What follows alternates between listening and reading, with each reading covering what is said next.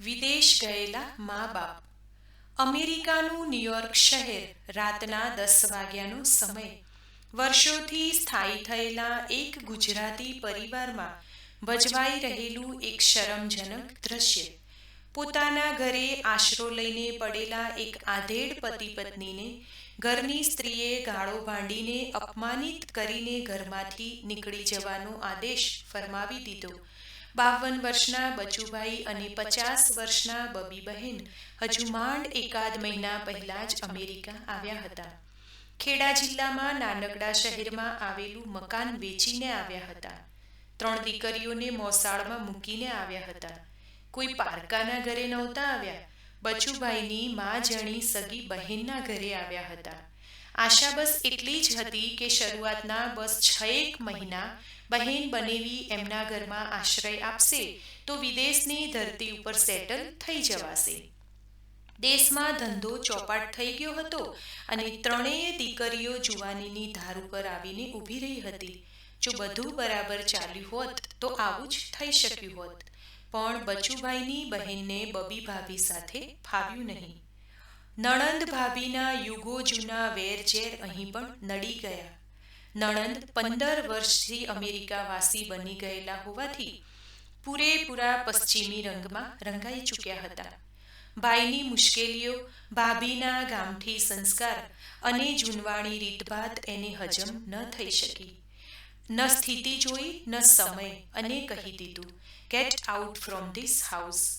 બચુભાઈ અને બબી બહેન 4-5 ચોપડી જ ભણેલા હતા.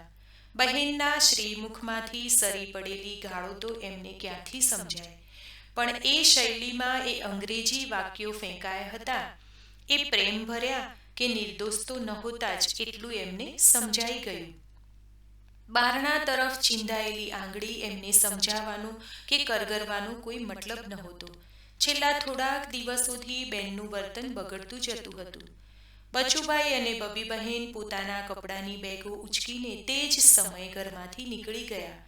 હાડ થીજી જાય તેવી ઠંડી, ગરમ કપડાનો અભાવ, અંગ્રેજી બોલવાની કે સમજવાની પણ અસમર્થતા અને તાજા કરપીણ જેવો આઘાત.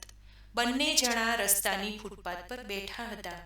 જાણે અધરાતે મધરાતે કાતિલ ઠંડીમાં થીજી જઈને મોતના શરણમાં પહોંચી જવાની માનસિક તૈયારી કરી જ ચૂક્યા હતા.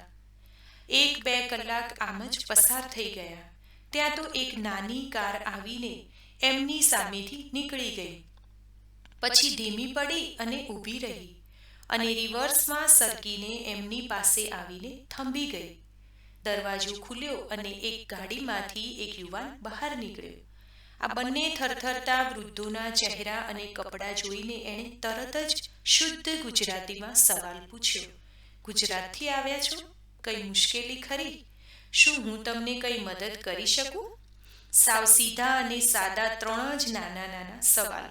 પણ જે સંજોગોમાં એ સવાલો સાંભળવા મળ્યા હતા એનો એ જ પ્રતાપ હતો કે જવાબમાં આ બંને આધેડોની 4 આંખોમાંથી જાણે ગંગા સરસ્વતી વહેવા લાગી. બચુભાઈએ જવાબ આપતા પહેલા આસમાન તરફ જોઈ લીધું. વાહ મારા રણછોડરાય, મારા ડાકોરના ઠાકોર, તે ખાતરી કરાવી દીધી તું ખરેખર સાક્ષાત છે.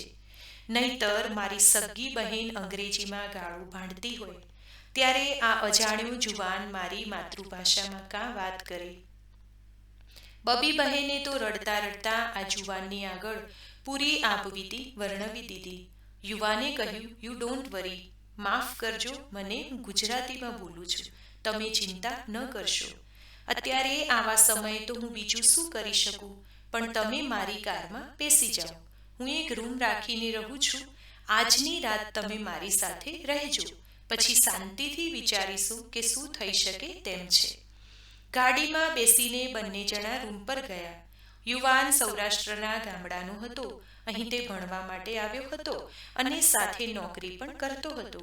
પરસેવો પાડીને પૈસા કમાવા અને કરકસર કરીને ખર્ચ કાઢવો એ બંને એના જીવન મંત્ર હતા.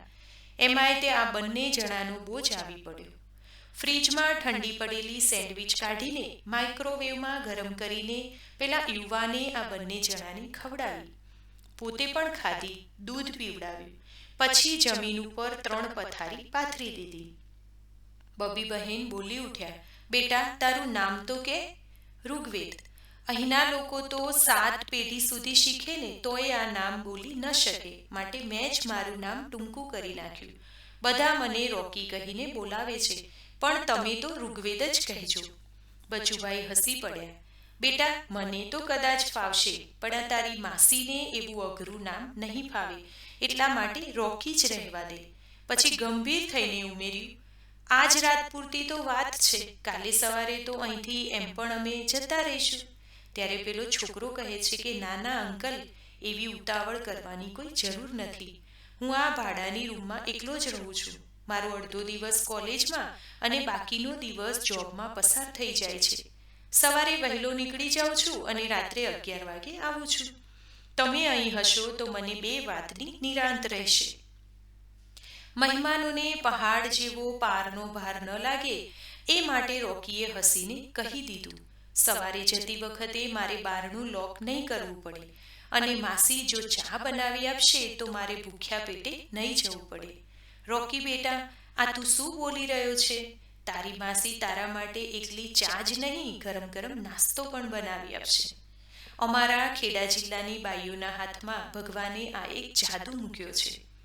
બીજા દિવસની સવારે બબી બહેને ચાની સાથે સ્વાદિષ્ટ ખમણ બનાવી આપ્યા. પછી તો એક પ્રકારનો સ્વાદિષ્ટ સિલસિલો ચાલુ થઈ ગયો. ઇડલી, ખીચું, મુઠિયા, બટાકા પૌવા, ઢોકળા, ઉપમા વગેરે વગેરે. રોકીની મુશ્કેલી તો દૂર થઈ ગઈ. વળી ક્યારેક તો ગરમા ગરમ ભાખરી પણ મળી જતી.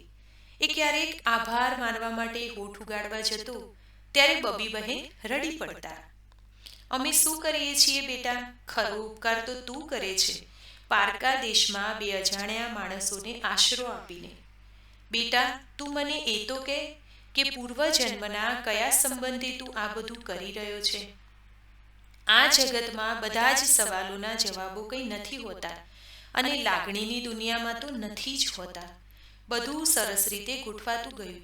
એકાદ મહિના પછી રોકીને વિચાર આવ્યો, અંકલ એવું ન થઈ શકે કે માસીના હાથનો જાદુ આપણે બીજાની જીભ સુધી પણ પહોંચાડીએ? આ શહેરમાં મારા જેવા સેંકડો ભારતીય યુવાનો એવા છે કે જે ભૂખ્યા પેટે જોબ કરવા જાય છે અને ઠંડી સેન્ડવિચ ખાઈને સૂઈ જાય છે. આપણે વેપારી દ્રષ્ટિએ તેમને સગવડ પૂરી પાડી શકીએ. થોડાક દિવસોમાં એ પણ ગોઠવાઈ ગયું. રોકીએ પોતાની બચતમાંથી એક ભાડાની વેન અને એક માણસ રાખી લીધો. બબી બહેન રોજ 5 વાગે ઉઠીને નાસ્તા બનાવે અને બચુભાઈ ગ્રાહકોના ઘરે પહોંચાડી આવે.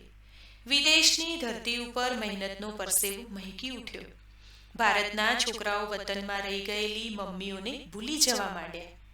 ત્રીજા જ મહિને રોકીએ બાજુમાં પડેલી એક બંધ રેસ્ટોરન્ટ ભાડેથી લઈ લીધી અને એવું બોર્ડ મારી દીધું, ભારતીય ઉપહાર કેન્દ્ર. દિવસભર નવરા ન પડાય એટલા ગ્રાહકોની કતાર જામવા લાગી. ડોલર્સનો તો જાણે વરસાદ વરસવા લાગ્યો. 10 જ મહિનામાં આ 3 જણા તરી ગયા. એક સાંજે બચુભાઈએ વાત કાઢી, રોકી બેટા, હવે અમારા માટે એક અલગ મકાન શોધી કાઢ. તારા માથે બહુ દિવસો પડી લીધું. ના બેટા, તારાથી કોઈ ભૂલચૂક નથી થઈ, પણ મારો વિચાર એવો છે કે અમારી 3 દીકરીઓને અહીં બોલાવી લઉં. અને તારી સાથે એવો તો કયો સંબંધ છે જેના કારણે અમે તારા માટે હજુ પણ બોજ બનીએ? ઋગ્વેદ કહે છે, બસ અંકલ, હવે વધુ ન બોલો. મકાન તો આપણે મોટું લેવું જ પડશે. તમારી 3 દીકરીઓને પણ અહીંયા બોલાવી લો, પણ આપણે રહીશું તો સાથે જ. એક વાત તમે બંને વારંવાર પૂછ્યા કરો છો ને કે આપણી વચ્ચે કોઈ સગાઈ કે સંબંધ નથી, તો હું તમને પૂછું છું કે તમારી મોટી દીકરીનો હાથ મારા હાથમાં સોંપશો? પછી મારે તમને અંકલ અને માસી કહેવાની જરૂર નહીં પડે. અરે પણ તમે બંને જણા જવાબ આપવાની જગ્યાએ રડી શા માટે રહ્યા છો? કંઈક તો બોલો. બોલી ન શકો તો માથા હલાવીને તો હા પાડો. આવા સુખની તો આ બંને દંપતીએ સપનામાં પણ કલ્પના નહોતી કરી. બચુભાઈએ અને બબી બહેને માથા હલાવીને તો નહીં, પણ ઋગ્વેદના માથા ઉપર હાથ મૂકીને હા પાડી. લોહીની સગાઈથી ચડિયાતી અહીં માનવતાની મહેક રહી. તો મિત્રો, હું આશા રાખું કે આજનો આ વિડીયો તમને ખરેખર પસંદ આવ્યો હશે અને આજની આ કહાની તમને ખરેખર ગમી હશે. મિત્રો, આ કહાની ગમી હોય તો વિડીયોને લાઈક કરજો, વધારેમાં વધારે લોકો સાથે શેર કરજો. ચેનલને પહેલી જ વખત જોઈ રહ્યા હોય તો સબસ્ક્રાઇબ કરી લેજો, જેથી નવા આવનારા તમામ વિડીયો આપને મળતા રહે. અને કોમેન્ટમાં જરૂરથી જણાવજો કે આજની આ કહાની તમને કેવી લાગી. ધન્યવાદ. સર્વેને મારા જય શ્રી કૃષ્ણ.